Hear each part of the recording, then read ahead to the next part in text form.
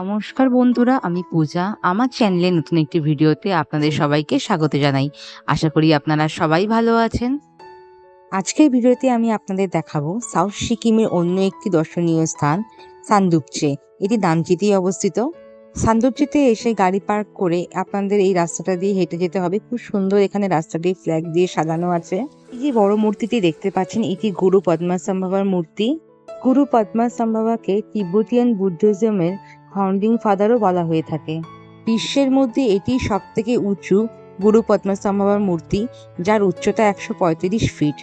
তৃতীয় উচ্চতা 135 ফিট হলেও এটি 7000 ফিট উঁচুতে অবস্থিত নামচি শহরে সান্দুকচে পাহাড়ের মধ্যে অবস্থিত। তিনি তিব্বতে বুদ্ধিজম নিয়ে এসেছিলেন, তাই ওনাকে সেকেন্ড বুদ্ধও বলা হয়ে থাকে। তিব্বতিয়ানদের মতে আপনি এখানে এসে যা উইশ করবেন তা আপনার একদিন পূরণ হবেই। গুরু পদ্মাসম্ভবা তিব্বতিয়ানদের কাছে গুরু রিম্পোচে নামেই পরিচিত। পদ্মাসম্ভবা কথার অর্থ হচ্ছে যার জন্ম পদ্ম থেকে। ওনার জন্ম নিয়ে নাকি অনেক মজার মজার গল্পও রয়েছে। আমরা চারপাশটা ঘুরে সিঁড়ি দিয়ে নিচে চলে এলাম। এই সান্দুকচে পাহাড়কে উইশ ফুলফিলিং হিলও বলা হয়ে থাকে। এটি নামচি শহর থেকে 5 কিলোমিটার দূরে অবস্থিত। এখানে আপনাদের ঘুরতে আসতে হলে নামচিতে স্টে করে ঘুরতে হবে।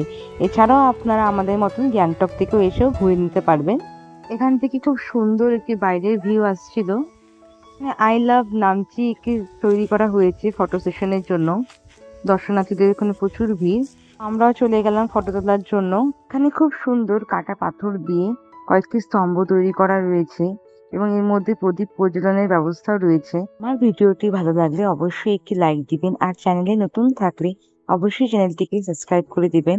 হচ্ছে একটি লাইব্রেরি, বাইরে থেকে এরকম কাঁচ দিয়ে ঘেরা। বাইরে থেকে ভিতরটা দেখার কোনো উপায় নেই ভিতরে কি রয়েছে।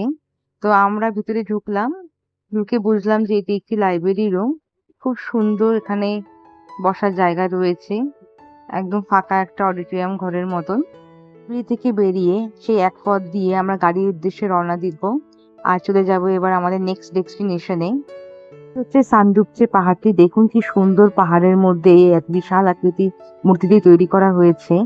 আমরা 4 ধাম যাওয়ার সময় অন্য একটি দূরের পাহাড় থেকে এই ছবিটি তুলেছি, আর এটি একটি গুগল থেকে তোলা ছবি। আপনারা দেখে নিন উপর থেকে দেখতে কি সুন্দর লাগে।